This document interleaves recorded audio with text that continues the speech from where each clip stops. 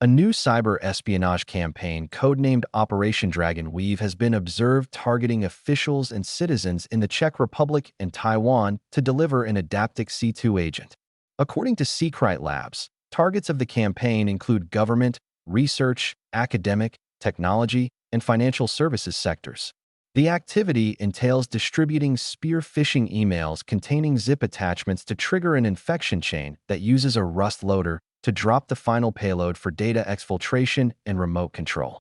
When extracted, the archive contains multiple files that appear legitimate but are actually part of a structured infection chain designed to execute malicious payloads in the background, security researcher Priya Patel said. The attack chain uses two different pathways to launch the final stage malware. One infection sequence begins when the recipient of the zip archive opens a malicious Windows shortcut, LNK, file that masquerades as a PDF document.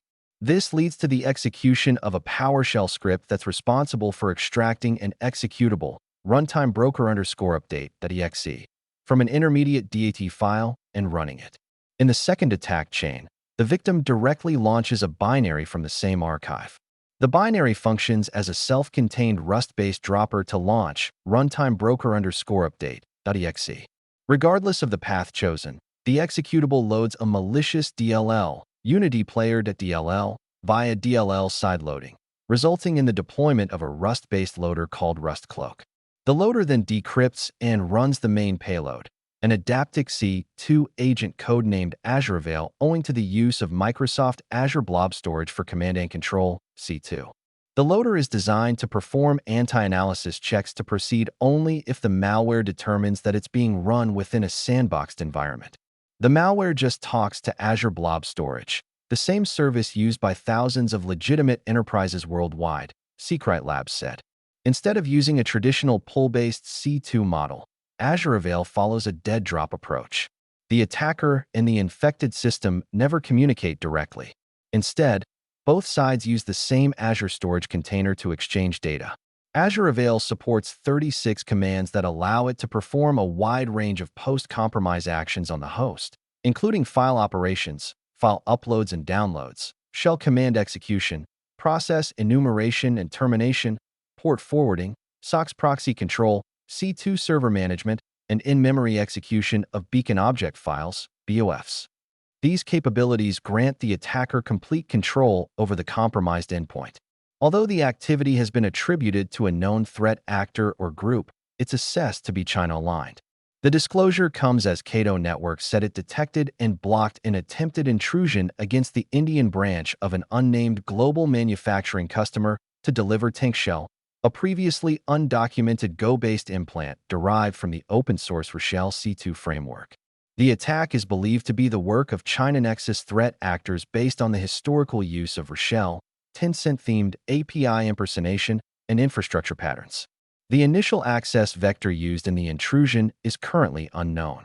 If successful, TankShell could have given the attacker remote command execution, in-memory payload execution, proxying, pivoting, system profiling, and a path to deploy additional tooling. Researchers E. Don Tarab, Dr. Guy Wazel, Zohar Buber, and Shuni Kurtzberg said. In a report published last week, ESET said China-aligned threat actors have remained highly active globally from October 2025 through March 2026. This includes an unreported cluster dubbed Stepdriver that was first discovered in 2024 and has since targeted entities in France, Mongolia, and South America using tools like Shadowpad, CLINT, Curly Door, Rudgull, and MKT Downloader. Also identified by the Slovakian cybersecurity vendor is a new toolkit linked to UNC 5221 dubbed FeelyKit that acts as a passive backdoor for executing shell commands, Python scripts, and Perl scripts. It's suspected that FeelyKit is deployed as part of the Spawn malware suite used by the Chinese hacking group in the past. A third China-affiliated threat group is Negative Glimmer, which is believed to share some level of overlap with TGR, STA, 1030, which Palo Alto Networks Unit 42 documented earlier this year as having breached at least 70 government and critical infrastructure organizations across 37 countries over the past year. In at least one instance observed in December 2025, the threat actor has been found to target a governmental organization in Panama, using a DLL sideloading chain initiated via spear phishing to deliver a downloader that then deploys Adaptive C2 and simultaneously displays a decoy document to the victim.